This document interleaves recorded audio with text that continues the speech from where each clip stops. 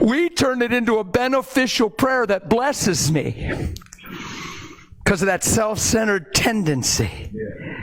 And he meant it to be transformation and change from the beginning.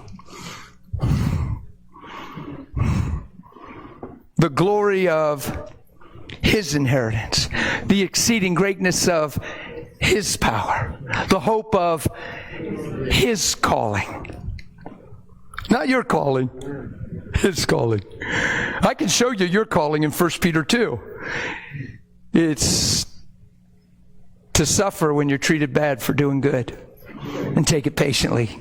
To this you were called. There's your calling.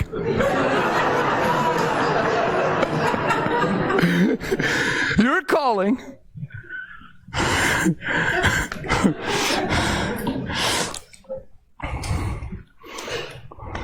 is to suffer for doing good and take it patiently because you have him as your example to follow. It's right there. It's in 1 Peter.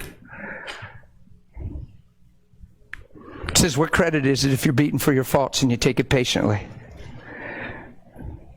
But when you do good,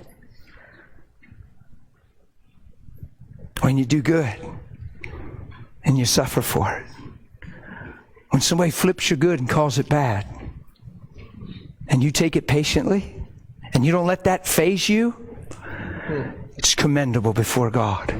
Why? Because to this you were called. Why? You're in a perverse generation. You're living in a world that's after its own rights. And now you're a pushover, passive, doormat, enabler. Come on.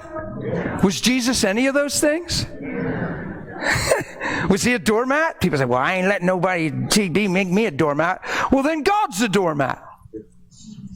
Because he just loved you, and you just didn't wake up and do everything you knew that was in your heart. But he just loved you, and you just didn't even follow your conviction. But he just loved you, and loved you. I guess he's a doormat. I don't think so. I think he's love. I don't think he's a pushover. I don't think he's an enabler. I think that sooner or later his goodness is going to get to us. And we're going to find change in his goodness. And then we'll be inclined to become what's so good. Right. So I'm going to try to wrap this up in this.